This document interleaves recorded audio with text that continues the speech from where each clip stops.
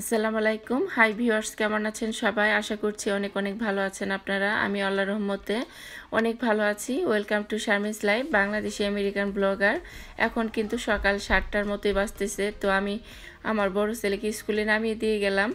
এখন আবার বাসায় যে ছোট ছেলে মেজো ছেলেকে স্কুলে নামিয়ে দিব, কারণ আমার হাজব্যান্ড আজকে একটু ঘুমোচ্ছে। তো ভাবলাম আমি আজকে ওদেরকে স্কুলে নামিয়ে দেই। আর সময় চেঞ্জ হওয়ার কারণে কিন্তু এখনও অন্ধকার, 7টা বাজে, তারপরও রাত মনে হচ্ছে। এখন আগের টাইমে কিন্তু 6টা বাজে, আর টাইম চেঞ্জ হওয়ার কারণে এখন 7টা বাজতেছে। আর এটা আমেরিকার হলো সিস্টেম, শীতে গরমে ওরা টাইম চেঞ্জ করে ফেলে। এই যে এখনও অন্ধকার দেখতে পাচ্ছেন, আকাশ কিন্তু পরিষ্কার না, রোদ ওঠেনি, এখনও অন্ধকার অন্ধকার ভাব আছে। তো এই যে পাশ দিয়ে একটা অ্যাম্বুলেন্স চলে গেল, আর অ্যাম্বুলেন্স তারপর ফায়ার সার্ভিসের গাড়িগুলি গেলে কিন্তু পাবলিকের গাড়ি ওয়েট করতে হয়, দাঁড়িয়ে থাকতে হয়, কিংবা ওদেরকে সাইড দিতে হয়। তো বাচ্চাদের আমি স্কুলে নামিয়ে দিয়ে তারপরে বাসায় চলে আসছে। আসার পর আমরা সকালবেলার ব্রেকফাস্ট নাস্তা করার পরে এখন আমি এই যে দুপুরের জন্য রান্না বসিয়ে দিয়েছি। এখানে আমি গরুর মাংস রান্না করব আজকে দুপুরের জন্য, আর চিংড়ি দিয়ে বটবটি আর আলু ভাজি করব। এই দুইটা রেসিপি আজকে আপনাদের সাথে শেয়ার করব। আর রান্না শেষ হওয়ার পরে একটা কিন্তু আমার ব্লগে চমক আছে, খুবই দারুণ একটা সারপ্রাইজই বলতে পারেন, সেটা আছে। ওটা দেখতে মিস করবেন না প্লিজ, শুরু থেকে শেষ পর্যন্ত ব্লগটা দেখবেন, তাহলে কিন্তু এই সুন্দর একটা চমক থেকে আপনারা বঞ্চিত হবেন না। তো আমি আগে রান্নাটা শেষ করে ফেলি।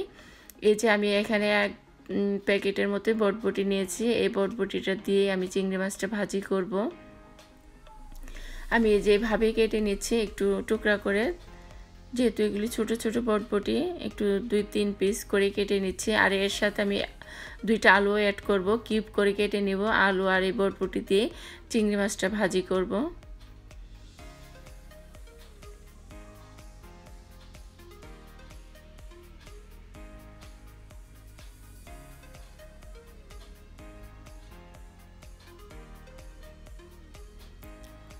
আর আমার কিছু ভিউয়ার্সদের আমি নাম বলতে চাই। তো যারা আমার অনেক দিন ধরে ইচ্ছা হয়, আমাকে যারা সুন্দর করে কমেন্টস করেন, আমার মনটা চায় যে আমি তাদের নামগুলি আমি আমার ব্লগের মাধ্যমে বলি, কিন্তু আমি সাহস পাই না, যদি আপনারা কিছু মাইন্ড করেন। সেজন্য আমি যারা যারা ইচ্ছুক আছেন নাম বলতে, তো অবশ্যই আমাকে কমেন্টস করে জানাতে পারেন যে আপু আমার নামটা বলো, তাহলে কিন্তু আমি বলতে পারি। আর আমাকে আপনারা যেভাবে সুন্দর করে কমেন্টস করেন, আমি সত্যি আপনাদের মানে প্রতি কৃতজ্ঞ এবং অনেক খুশি হই কমেন্টসগুলি পড়ে।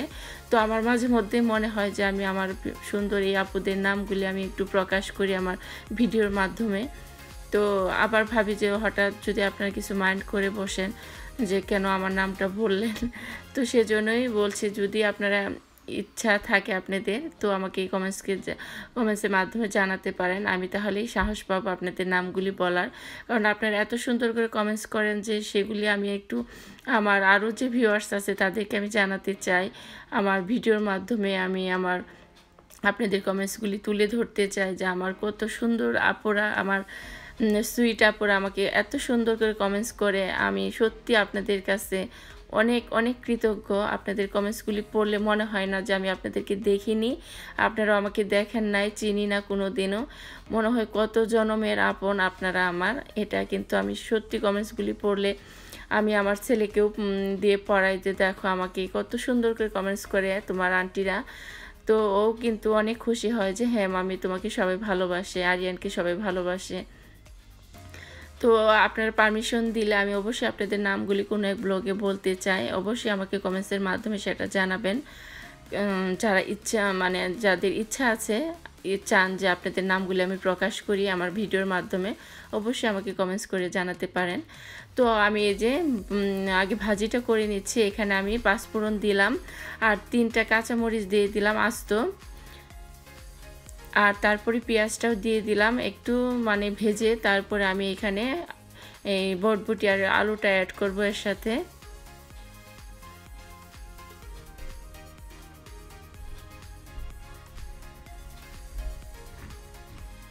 আসলে আমার মনটা চায় যে আমার আপুদের নাম আমি একটু প্রকাশ করি।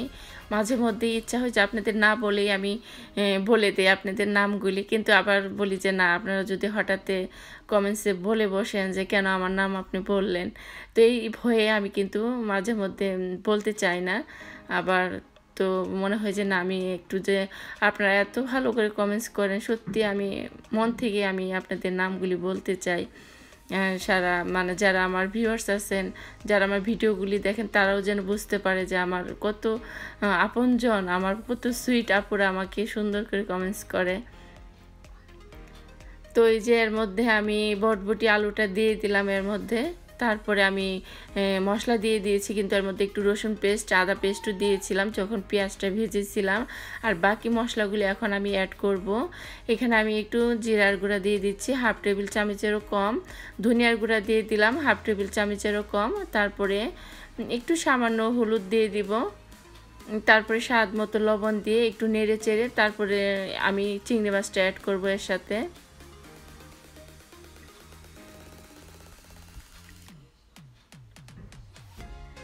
একটু মরিচের গুঁড়াও দিয়ে দিলাম অল্প পরিমাণে।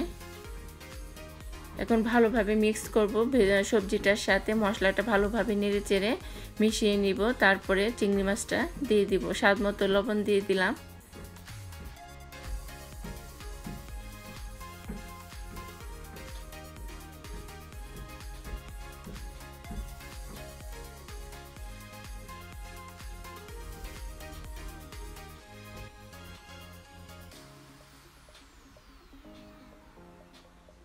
তো ভালোভাবে একটু নেড়ে চেড়ে নিচ্ছি। আর এই ভাজিটা কিন্তু এত মজা হয়েছিল খাওয়ার সময়। আমার বড় ছেলে তো বলছিল, মাম্মি এরকম করে ভাজি তুমি মাঝে মধ্যেই করো না কেন, খুবই টেস্টি ভাজিটা হয়েছিল। মানে আমি হঠাৎ করেই করলাম, যে বটবটি আছে যেহেতু, আলু দিয়ে একটু ভাজি করে ফেলি চিংড়ি মাছ দিয়ে। তো আমার উদয় খাওয়ার সময় খুবই মজা পেয়েছিল। ও বলেছে, মামি এটা তুমি সবসময় এভাবে একটু ভাজি করবে, আমার খেতে খুবই ভালো লাগলো।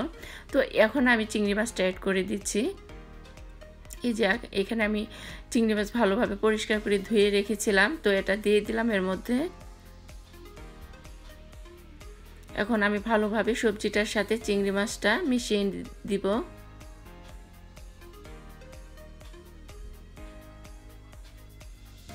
তারপরে একটু ঢাকনা দিয়ে ঢেকে নেড়ে চেড়ে মিডিয়াম আঁচেই রেখে দিব।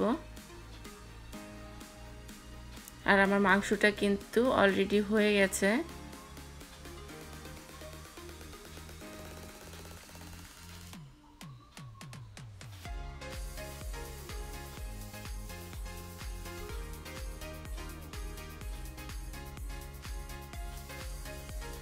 ওই যে আমি এখন ঢাকনা দিয়ে ঢেকে দিচ্ছি, ঢেকে জালটা মিডিয়ামে রেখে দিব। তারপর আবারও ঢাকনা খুলে নেড়ে চেড়ে দিব। এই যে আমি আবারও ঢাকনা খুলে নেড়ে চেড়ে দিচ্ছি একটু।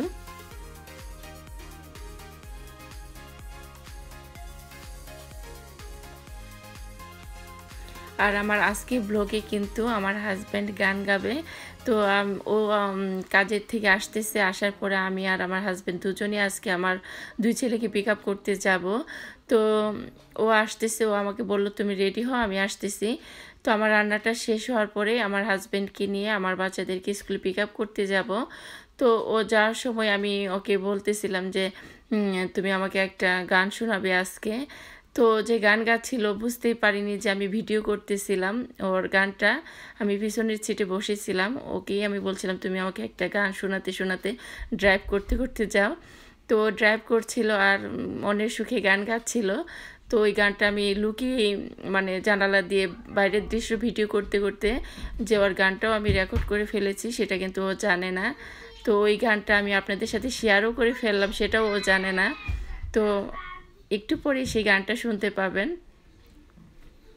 তো আমার ভাজিটা কিন্তু হয়ে গেছে, এই যে চিংড়ি মাছ, আলু, বরবটি সব সিদ্ধ হয়ে গেছে। তো এখন আমি নামিয়ে ফেলবো।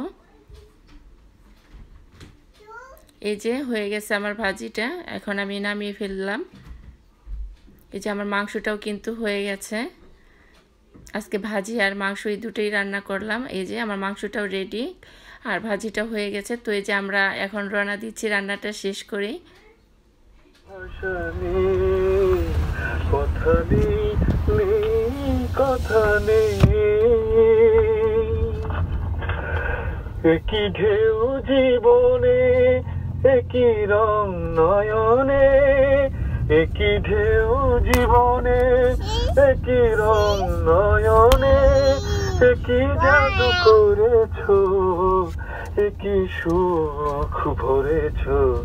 তৃষা নেই, নেই তৃষা নেই, ভাষা নেই, নেই ভাষা নেই। আহা কি যে সুন্দর, হারিয়েছি অন্তর। ভাষা নেই, নেই ভাষা নেই, কথা নেই, নেই কথা নেই। এত ছবি এঁকেছি, এত রূপে দেখেছি, এত ছবি এঁকেছি, এত রূপে দেখেছি, এত ভালোবেসেছি, কত কিছু ভেবেছি। সীমা নেই, নেই সীমা নেই, কথা নেই, নেই কথা নেই। আহা কি যে সুন্দর, হারিয়েছি অন্তর। ভাষা নেই, নেই ভাষা নেই, কথা নেই, নেই কথা নেই।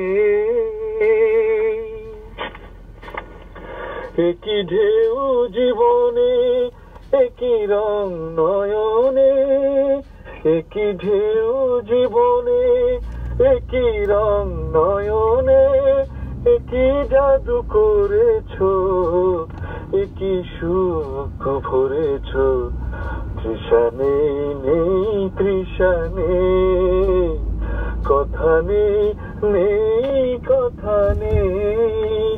আহা কি যে সুন্দর, হারিয়েছি অন্তর। ভাষা নেই, নেই ভাষা নেই, কথা নেই, নেই কথা নেই।